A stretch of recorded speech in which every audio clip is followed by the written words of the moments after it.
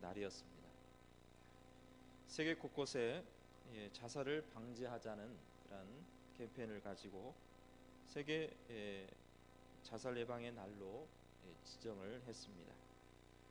그 중에 아랍권 최대 위성 방송인 알자지라 방송국에서는 이렇게 보도를 했습니다. 최근 자살의 나라 한국이라는 제목으로 특집 기사를 냈다고 합니다. 알자지라 통계에 의하면 왜 자살의 나라가 되었는가? 한국 청소년은 경쟁에 심한 사회에 살고 있었고 또 스트레스를 받고 또 대학이라는 곳을 입학하기 위해서 거기에 대한 압박감과 또 그 무게를 견디지 못하고 있다는 겁니다.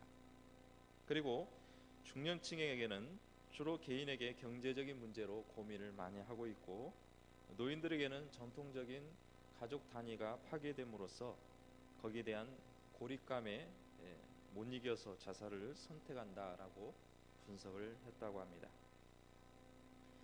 저 중동에 있는 방송사도 한국의 심각성에 대해서 떠들고 있는데 정작 우리나라에서는 조용하다는 것입니다. 그리고 그 심각성을 인지하지 못하고 있는 게 우리들의 실정인 것입니다.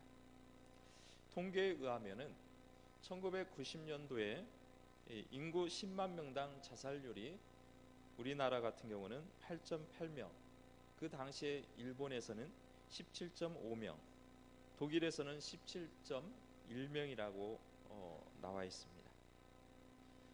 그때만 해도 선진국들의 자살률이 높은 나라의 절반 수준에 불과했던 것이 1997년 외환위기를 맞이하고 또 2008년도 글로벌 금융위기를 거치면서 정점을 찍었다는 것입니다.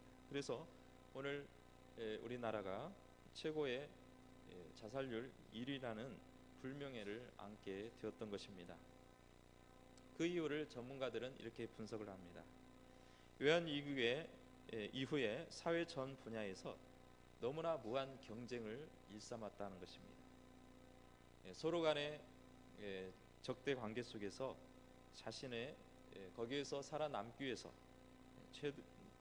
자신들이 거기서 살아남기 위해서 너무나 경쟁에 너무 힘썼고 또 사회가 불안전한 사회 안전망이 허술했고 또 소득의 불평등의 구조가 이러한 문제를 나오게 되었다라는 분석을 하고 있습니다. 여기에 더해서 타인과 비교하고 타인에 의식하는 경향이 큰 한국 특유의 문화가 기폭제로 작용을 했다는 것입니다. 다시 말해서 그 아이의 어떤 특징이나 장단점을 파악을 하는 것이 아니라 무조건 잘하는 사람들과 비교를 해서 거기보다 못하면 그것을 만회하기 위해서 무작정 학원을 보내고 공부를 시킨다는 것이 주 문제로 분석되고 있다는 것입니다. 또 경희대 사회학과 모 교수는 이렇게 얘기합니다. 한국과 한국인의 문화 정서적 경향을 한순간에 바꾸기는 어렵기 때문에 어떤 구조적인 문제가 생기게 되면 자살 고위험성이 있다면 거기에 사회에서 적극적으로 개입하고 또 거기에 대해서 상담하고 치료하는 것이 시급하다라는 얘기를 하고 있습니다. 그래서 이 분석을 보면은 고도의 경쟁 성장이 가져온 것은 상당히 긍정적으로 가져볼 수 있지만은 반면에 너무나 경제적인 성장을 가져왔지만 거기에 걸맞는 삶의 질이라든가 품격이라든가 이런 것들이 거기에 맞춰서 더 좋은 그런 삶의 질을 추구하는 데 있어서는 너무나 차이가 있다는 것입니다. 이에 따라서 사람들은 패배감을 갖게 되었고 또 상실감을 가져온 결과로 보고 있습니다. 또 다른 기사를 보았습니다. 어떤 기사를 보았냐면 불을 끄는 소방관들입니다. 이 소방관들이 지금도 수고하고 고생하고 있는데 이 소방관들의 자살률이 높아졌다는 것입니다. 왜냐하면 소방관들이 어떤 불을 끄다가 순직을 당하고 어떤 위험한 일에 순직을 당하는 숫자보다 자살률이 더 높아지게 되었다는 것입니다.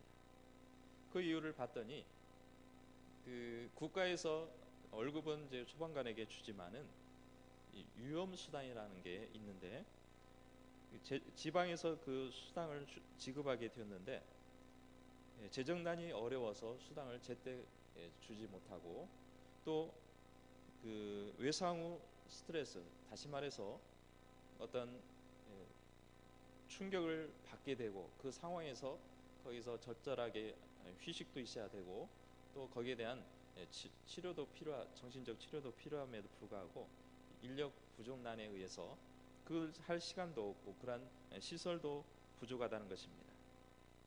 그렇게 정신적으로 시달림으로 말미암아 자신의 그 일에 대해서 또 상당히 힘들어하면서 목숨을 끊는다는 것입니다. 종합적으로 평가를 하자면 경제만이 높아서 만족도가 좋아지는 것이 아니라 인격적인 대우, 사람을 존중하고 인간의 존엄성을 인정해주는 사회 풍토가 없는 것에 대한 문제가 심각하다라고 볼 수가 있는 것입니다. 그래서 가장 심각한 것은 생명경시풍조라는 것입니다. 옛날에는 무조건 누구나가 다 못 살았기 때문에 어떤 못 살은 사람에 대해서 똑같은 경험을 하고 사회적인 전반적으로 그런 불편함을 느끼고 살았기 때문에 사실은 그런 어떤 다른 사람을 돌아보기는 어려웠을 것입니다. 그러나 이제는 경제적인 성장이 있고 사회적인 어느 정도 구축이 돼 있다면 이제는 그런 생명의 위협을 당하고 고통을 당하는 사람들을 돌아보고 또한 국가가 또 이 나라가 그 생명을 또 중히 여기는 그러한 풍토로 만들어져야 된다는 것입니다. 다시 말해서 돈이 없으면 이제는 생명을 규증성이 점점점 떨어짐을 우리가 눈으로 보고 있다라는 것입니다.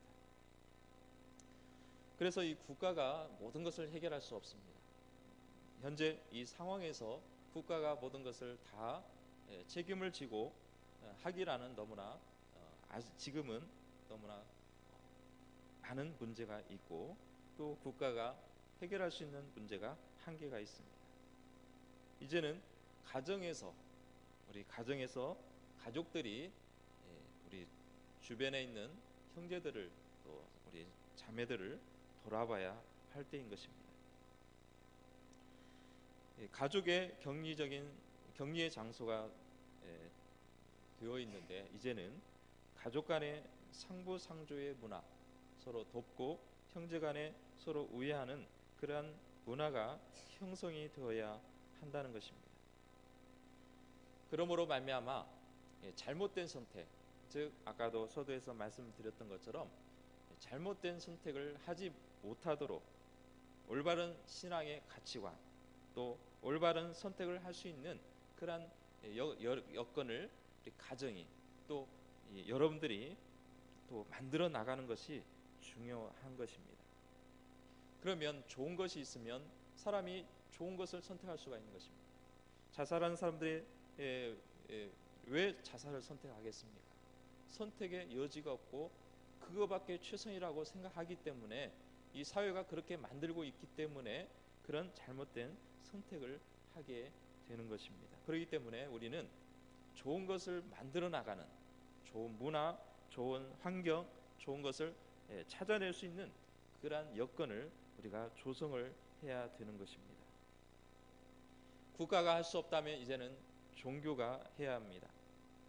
이제 국가가 스스로 할 수 없으면 종교에서 할 수 있도록 적극적인 지원, 또 학교에서 의무적으로 종교 활동을 할 수 있도록 권장하고 지원해주는 체계로 돌아가야 되는 것입니다. 그런데 지금 현재 어떻습니까? 입시로 많은 학생들이 시달리고 있습니다. 오히려 주일마저 쉬어야 함에도 불구하고 학교에 나와서 공부하도록 하고 있고, 마치 그것이 학부모들도 당연한 것처럼 느껴지는 그런 분위기가 오히려 아이들로 하여금 병들게 하고 이 사회를 더 병들게 할 수밖에 없다는 것입니다. 성적을 최우선으로 하는 이 생각을 하는 학부모, 또 선생님, 학생 대다수가 학교로 보내지고 있고, 또 주일에 등교를 시키는 것이 의무적으로 됨으로써 마치 선택의 기회를 박탈하는 것과 같다는 것입니다. 학생에게는 종교의 선택권을 주어야 합니다. 미성년자라 해도 선택권을 주지 않는 이 사회 풍토에서 벗어나야 한다는 것입니다. 과거에 이런 얘기를 들었습니다. 어떤 얘기를 들었냐면, 목사, 장로, 또 중직자들의 자녀들을 보면은 학교에서 문제가 많다는 겁니다. 그러면은 교회에서 그 자녀들이 교회에서 그 학교에 생활하는 것처럼 똑같이 문제가 있느냐? 그렇지 않다는 겁니다. 교회에서는 모범생이요, 교회에서는 아주 착실한 학생들이었는데 학교에 가면은 그런 아이들이 오히려 문제를 일으키고 오히려 학급 분위기를 흐리게 하는 경우가 있다라는 것입니다. 왜냐하면은 집에서는 모범생이다가 누구누구의 자녀라는 꼬리표를 가지고 있다가 학교에 가면 그것이 떨어집니다. 그가 목사의 아들인지 장로의 아들인지 어떤 권사의 아들인지 그것은 학생들은 모르는 일입니다. 그러니 그런 모르는 가운데서 자유함을 느끼게 되고 그것이 오히려 방종을 가져오게 되었다라고 볼 수가 있는 것입니다. 나중에 그 선생님이나 그 상담을 하면은 이런 문제를 일으켰습니다, 이런 문제가 생겼습니다 하면은 못 믿는 겁니다. 왜냐하면은 교회에서는 착실하고 또 가정에서도 아주 착실하기 때문에 그런 일을 할 아이가 아니다라고 생각한다는 겁니다. 그런데 뭐가 문제입니까? 제대로 된 교육이 안 이루어졌다는 겁니다. 당연히 내 자녀는 내가 신앙생활 잘하고 있고 자녀들도 당연히 잘하리라는 생각을 가지고 있기 때문에 신앙교육에 대해서 소홀히 할 수밖에 없습니다. 차라리 가정에서 교회에서 문제를 일으킨다면 오히려 훈계하고 타이르고 신앙적 교육을 더 많이 할 수 있겠지만은 그렇지 못하는 경우는 오히려 자녀들이 잘하기 때문에 잘하는 것처럼 보이기 때문에 교육하지 않냐고 또 억박을 하면 당연히 자녀들은 거기에 대해서 순응할 수밖에 없기 때문에 선택의 기회 없이 그냥 그저 그렇게 순응하고 살아가는 것입니다. 그래서 우리는 이 신앙 교육은 우리가 철저히 지키고 때로는 강요도 필요하지만 아이들로 하여금 하나님의 말씀을 선택하고 하나님을 선택하는 것이 최상의 선택이구나, 이것이 가장 옳은 방법이구나라는 그러한 판단이 서도록 자녀들을 교육하지 아니하면 안 되는 것입니다. 하나님은 모든 인간에게 자유의지를 주었습니다. 자유의지라는 것은 이 인격체로서 자신이 선택할 수 있는 권한을 하나님께서 모든 인간에게 주어졌다는 것입니다. 생각이 아직 미숙합니다. 여립니다. 청소년들이나 아이들은 그렇습니다. 그렇지만 그 아이들로 하여금 선택할 수 있는 기회, 그 아이들도 인격적으로 자기가 좋아하면 선택하고 또 싫으면 선택하지 않는 그러한 선택의 기회를 주는 것이 중요하다라는 것입니다. 하나님께서 우리에게 주어진 가장 귀한 선물이 바로 자유의지인 것입니다. 하나님은 무조건적으로 강요하지 않습니다. 먼저 하나님이 어떠한 분인 것을 가르쳐 주시고 또 인간으로 하여금 하나님을 선택할 수 있도록 말씀해 주시는 것입니다. 타락 이전에 아담은 모든 것을 다스리고 번성하고 정복하라는 명령을 받았습니다.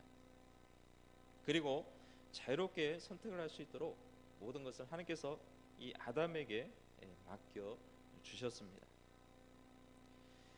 그리고 바로 선악을 알게 하는 나무와 에덴 동산 중앙에 선악을 알게 하는 나무와 생명나무도 같이 동시에 주어졌던 것입니다. 우리가 생각을 하면은 아담이 왜 타락을 했을까?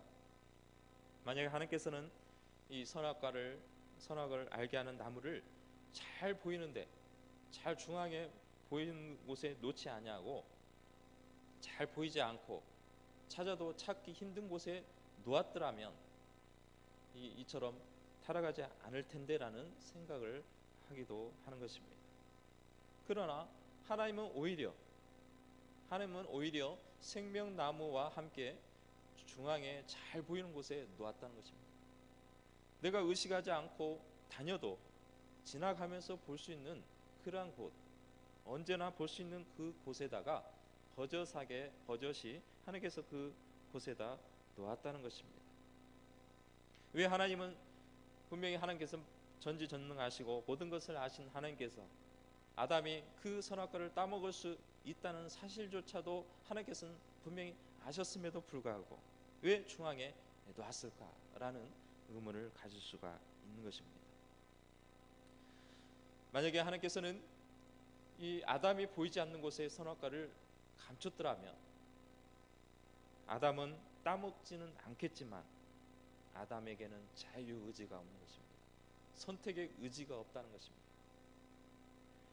이것은 다시 말한다면 철장은 없는 감옥인 것입니다. 꼭 철장에 갇혀져서 철장이 있어야 되고 거기에서 빠져나올 수 없는 그러한 공간을 만들어만이 감옥이 아니라 전혀 선택의 여지도 없고 인격적인 그러한 선택을 할 수 없는, 생각조차 할 수 없는 그런 존재로 만든다면 철장 없는 감옥에 갇힌 사람과 다름이 없다라는 것입니다. 어떤 마마보이가 있었습니다. 결혼을 했는데 시어머니가 그렇게 간섭을 하게 되었습니다. 시시건건 그 남편은 늘 엄마에게 의존을 했고 모든 일에 선택함에 있어서 엄마에게 늘 물어보고 모든 것을 결정을 했습니다. 그것을 불평을 가지고 있는 이 며느리가 어느 날 이 남편과 함께 외식을 하게 되었습니다.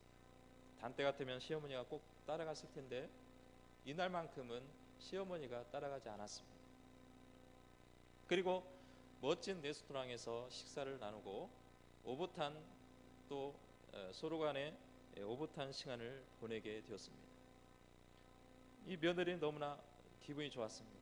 이제는 남편과 맛있는 음식을 같이 먹을 수 있는 시간을 가질 수 있으니 얼마나 좋은가 하고 생각을 했습니다. 그리고 나서 메뉴판을 보고 자기는 어떤 음식을 선택을 했는데 그 남편에게 당신은 뭐 먹을 거야 하고 그 메뉴판을 줬다는 겁니다. 이때 이 남편은 메뉴판을 보면서 고민을 하기 시작한 겁니다. 뭘 먹을까? 그래서 그게 결정이 안 되니까 전화를 했는데 엄마한테 전화를 했는데 엄마 나 스테이크 먹을까? 파스타 먹을까?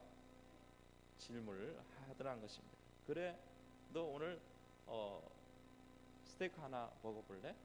하고 통화를 하고 스테이크를 결정했다는 것입니다. 이런 사람과 어떻게 가정을 꾸려나갈 것이며 사회생활을 제대로 할 수 있겠습니까?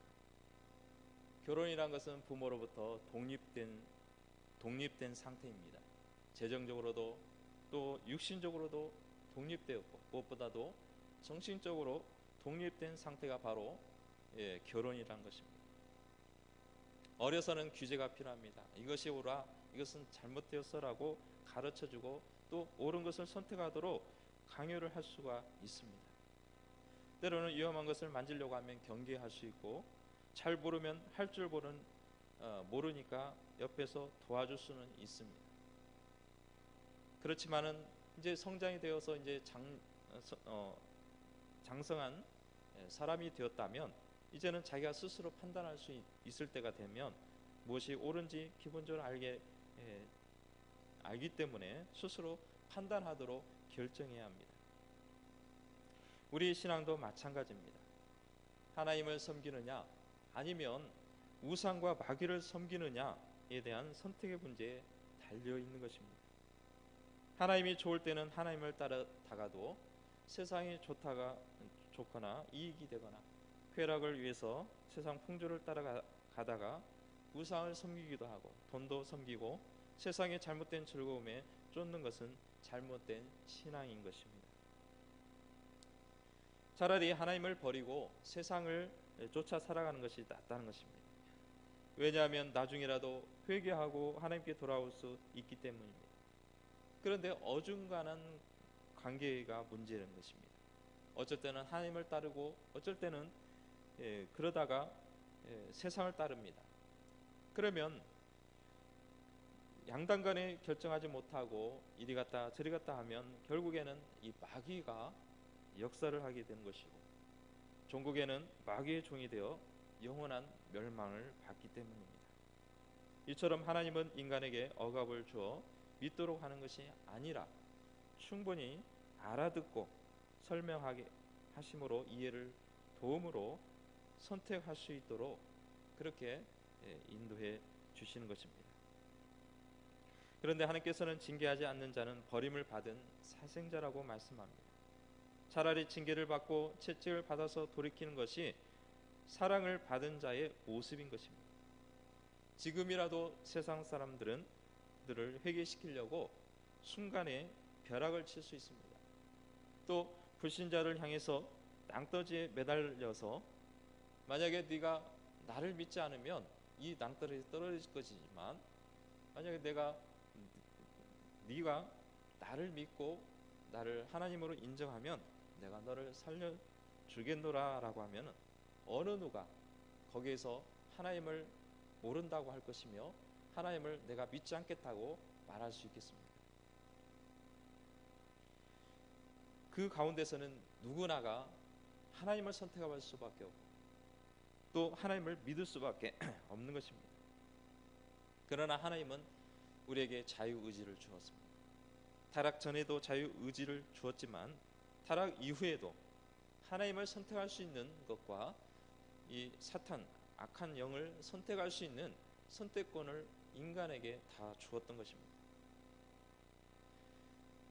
그렇지만 하나님은 인간으로 하여금 멸망받지 않기를 위하여 기다리고 계시고 또한 지금도 돌아오기를 간절히 바라고 계시는 것입니다. 여호수아는 마지막 오늘 말씀을 통해서 유언과 같이 설교를 합니다. 이스라엘 백성을 향해서 여호와를 섬기라고 명령을 합니다. 그 뒤에 여호와를 섬기는 것이 너희에게 좋지 않게 보이거든 너희 조상들이 아모리 족속들의 섬겼던 신을 택하거나 해라는 것입니다. 그리고 자신은 오직 나와 내 집은 여호와를 섬기겠노라라는 말씀을 하고 있는 것입니다. 여호수아가 많은 백성들을 모아서 이제 너희들이 이제 가나안 땅에 정착을 했으니 너희들은 오직 하나님만 믿어라. 너희들은 하나님을 믿지 않으면 너희들은 벌을 받을 것이고 저주를 받을 것이다 라고 외친 것이 아니라는 것입니다. 여호수아는 이스라엘 백성들에게 마지막으로 백성들에게 설명을 하고 있습니다. 그리고 하나님께서 이와 같이 너희들을 인도하셨다. 애굽에서 또 광야에서 또 이 자리에 오기까지 너희들을 인도한 것은 바로 다름 아닌 하나님 여호와 하나님이시다. 그리고 너희들이 양당간에 설택하라는 것입니다. 그렇다면 오늘 말씀을 읽지 않았지만 그 이전에 여호수아가 하나님이 어떻게 역사하시는 것인지를 아브라함 때부터 설명하고 있습니다. 아브라함이 아버지 데라 밑에 있을 때는 다른 신을 섬겼지만은 하나님께서 아브라함을 선택하시고 불러주셨을 때는 아비집을 떠나고 또 약속의 땅으로 오게 되었다라는 것입니다. 그리고 그 가운데서 이삭과 그 아들 야곱을 통해서 야곱 때에 다시금 애굽으로 노예로 팔려가게 되었고 또 그 다음에 거기에서 하나님께서 400년 동안 노예 생활을 마치게 하시고 풀려나게 하시고 또 모세를 통해서 애굽에서 탈출하고 광야에서 40년 동안 인도해 주셨고 가나안 땅에 입성하게 되었다는 것입니다. 이스라엘 백성들은 그동안 수없이 하나님의 능력을 보았습니다. 그러나 여전히 반복해서 죄를 지었던 이스라엘 백성들을 가르쳐주고 다시금 하나님의 사랑을 체험하도록 인도해 주셨던 것입니다. 이런 사람들에게 하나님은 여호수아를 통하여 말씀하시는 것입니다. 이제는 하나님을 제대로 믿으라는 것입니다. 그냥 하나님의 역사를 보고 하나님이 계시는구나, 대단하시구나 라는 정도가 아니라 하나님이 원하시는 방법으로 바로 믿고 섬기라는 말씀을 하고 있는 것입니다. 그런데 여호수아는 이들에게 하나님을 강제로 믿으라고 하지 않았습니다. 하나님을 믿을 것인지 믿지 않을 것인지 너희가 결단하라는 것입니다. 하나님은 믿음을 요구하실 때 인간이 자유의지를 결단하도록 원하고 계시는 것입니다. 이것이 신앙생활의 기본인 것입니다. 사람이 하나님을 먼저 선택한 것이 아니라 하나님이 먼저 사람을 선택하셨습니다.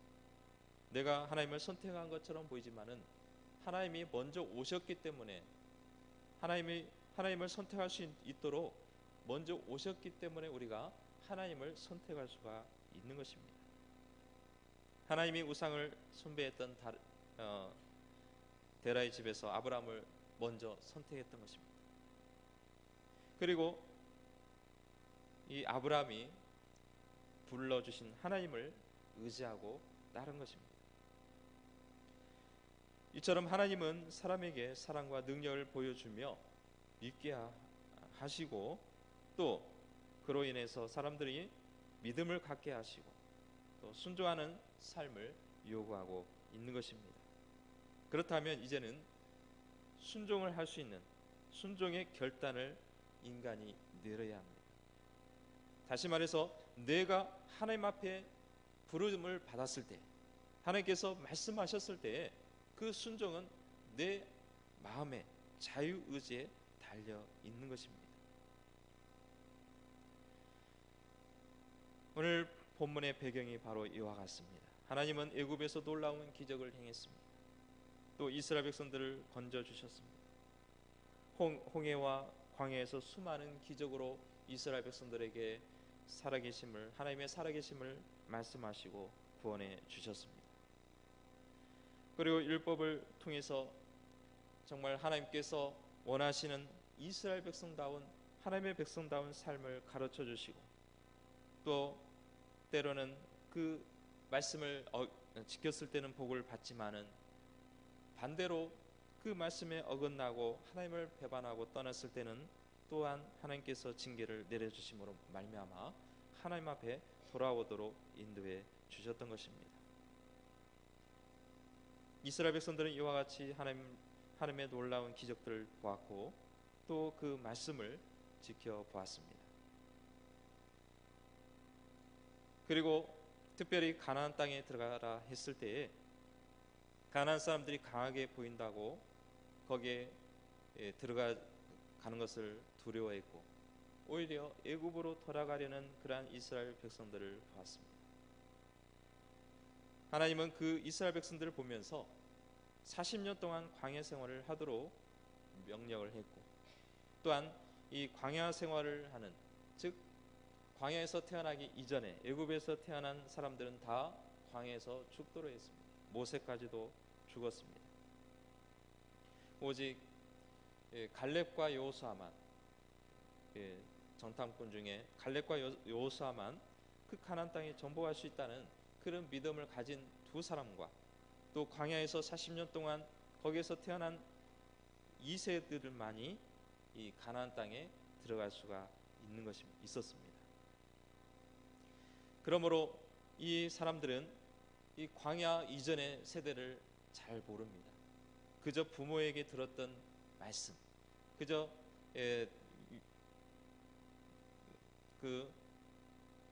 조상들로부터 들은 그 말씀만이 과거에 이스라엘 백성들이 어떤 생활을 했었으며 또 하나님의 어떠한 백성으로 살았는지를 들을 수가 있었습니다. 광야에서 40년 동안에 자라왔던 그 차세대들이 이제 가나안 땅에 입성하여서 이 가나안 땅에서 어떤 삶을 살아갈 것인지를 오늘 여호수아는 가르쳐주고 있는 것입니다. 그리고 여호수아는 이들에게 하나님을 제대로 믿으라고 말씀합니다. 너희들이 그냥 어중간하게 믿는 것이 아니라 너희들이 어쩔 때는 하나님을 믿고 어쩔 때는 이방신을 섬겨서 그 양당하게 결정하지 못하는 그런 삶을 살아갈 것이 아니라 오직 하나님만 선택하고 하나님을 의지하라는 말씀을 주고 있는 것입니다.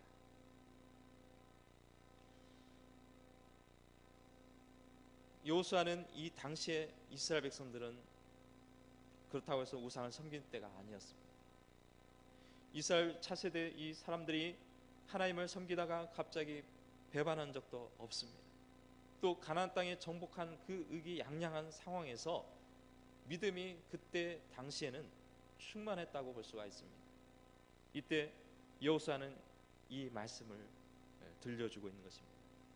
너희들이 하나님을 잘 믿으니까 앞으로 잘 믿을 거야 라는 그런 말씀이 아니라 지금 너희들이 신앙을 좋고 하나님이 살아계심을 알고 있지만 너희들이 너희와 너희의 자녀들이 하나님을 선택하지 않는다면 그 중간에 서 있다면 너희들은 분명히 하나님을 떠날 것이다.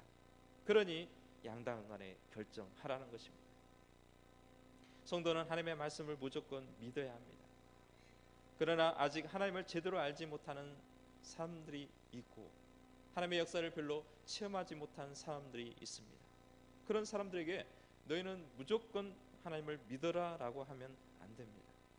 최선을 다해서 하나님의 역사를 설명해 주어야 되는 것이고 또 말씀을 듣도록 해서 감동을 받게 하는 것이 가장 좋은 방법인 것입니다. 만약에 그 설명을 듣지도 않고 또 하나님의 능력을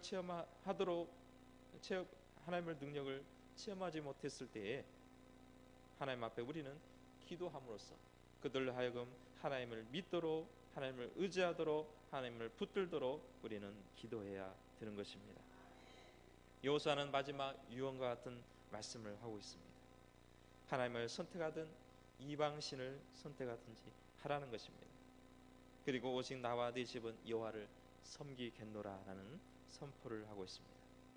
신앙 선택이 가장 중요한 것은 먼저 내가 어떤 마음을 갖느냐가 중요하고 그 다음이 가정의 중요성을 보여주고 있습니다.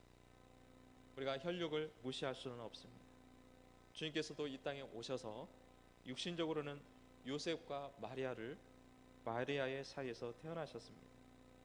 물론 동정녀 마리아에게 몸을 빌어서 이 땅에 오셨지만 법적으로는 부모와 형제가 존재하고 있었습니다. 예수님께서 30년의 공생애를 마치고 30세가 되어서 공생애를 시작하고 많은 병자와 천국의 비밀을 가르치는 사역을 했습니다. 그 당시 종교 지도자들은 예수님을 공격을 했습니다. 그 가운데서 이스라엘 백성들은 예수님의 가르침에 상당한 신성함과 충격을 받았습니다. 그 가운데서 무리들을 가르치고 있을 때에 가족들이 찾아온 것입니다. 이 사실을 아는 어떤 사람이 보소서 당신의 어머니와 동생들과 누이들이 밖에서 찾나이다 라는 질문을 합니다. 그 사람의 배경이 뭐냐, 그 사람의 배경이 어떻게 되느냐에 따라서 그 사람의 신용도가 결정이 됩니다. 그런데 예수님이 태어난 장소는 나사렛이라는 아주 작은 동네입니다. 그런 작은 시골에서 태어나셔서 하나님의 나라의 비밀을 가르친다고 하는 것이 어떻게 보면 어울리지가 않았습니다. 그래서 당신의 어머니와 동생들, 누이들이 찾고 있으니까 집안 걱정하지 말고 그 부모의 말을 들으라는 것입니다. 예수님은 누가 내 어머니요 내 동생이며 내 누이냐 주위를 둘러보시면서 이들이 내 어머니요 내 형제요 내 동생이다 라고 말씀하고 있습니다. 이는 어떤 뜻입니까? 하나님의 뜻대로 행하는 자, 하나님의 뜻을 따르지 않는 자는 내 형제가 아니라는 것입니다. 하나님의 뜻을 쫓아 살아가는 사람, 하나님의 말씀대로 살아가는 순종하는 삶을 향해서 내 형제요 자매라는 말씀을 하고 있는 것입니다. 그렇다면 하나님의 뜻이 무엇입니까? 하나님의 뜻이란 것은 자신의 출생 배경이나 실력이나 능력이 중요한 것이 아니라 내가 하나님 앞에 어떤 사람이고 하나님의 말씀에 따라 순종하면서 살아가고 있느냐가 중요하다는 것입니다. 오늘날 여러분들은 어떤 선택을 하고 있습니까? 하나님을 습관적으로 아주 당연한 선택으로 생각하시겠지만은 왜 하나님을 선택해야 되는 것이고 나를 통하여 하나님이 주신 인격이 드러나고 있는지, 내가 하나님을 믿는 사람으로서의 모습으로 살아가고 있는지를 보면서 우리는 가족을 또한 주변에 있는 우리 식구들을 돌아봐야 되는 것입니다. 믿음이 연약한 형제들이 있다면, 또 믿음이 부족한 부모님이 믿음이 연약하다면 우리는 이 신앙을 또 일러주고 또 말씀을 또 깨우쳐주고 또한 그리스도 안에서 우리는 믿음의 공동체를 만들어 나가야 되는 것입니다. 오늘 우리는 나와 가정이 어떤 신앙을 선택하고 있는지 그것을 점검하고 또한 하나님을 선택하지 못하고 어중간에 있다면 우리는 하나님을 선택해야 됨을 강조를 하고 또한 자녀들이 비틀어지거나 잘못된 일을 선택하고 있다면 하나님을 믿는 것이 너희들에게 가장 복이요 너희들에게 가장 기쁨이 된다는 것을 일러주고 깨우쳐주는 그러한 믿음의 신앙인들이 되시기를 주님의 이름으로 축복합니다. 기도하시겠습니다. 거룩하신 하나님 아버지 감사드립니다. 우리는 죄로 말미암아 영원한 멸망의 사람들이었지만 하나님께서 우리를 찾아주시고 또한 하나님의 놀라운 기적을 보여주심으로 말미암아 주님을 믿고 의지하게 하여 주심을 감사를 드립니다. 오늘 우리가 당연하게 생각하는 신앙, 당연하게 생각하는 이 복음을 우리는 다시금 되새기며 우리의 가족을 돌아보고 내 자신의 신앙을 돌아보며 진정 우리가 하나님을 제대로 선택하고 있고 하나님을 제대로 의지하고 있는지를 보면서 믿음에 바로 서가는 우리 모두가 되게 하여 주시옵소서. 감사를 드리며 예수님의 이름으로 기도드립니다. 아멘.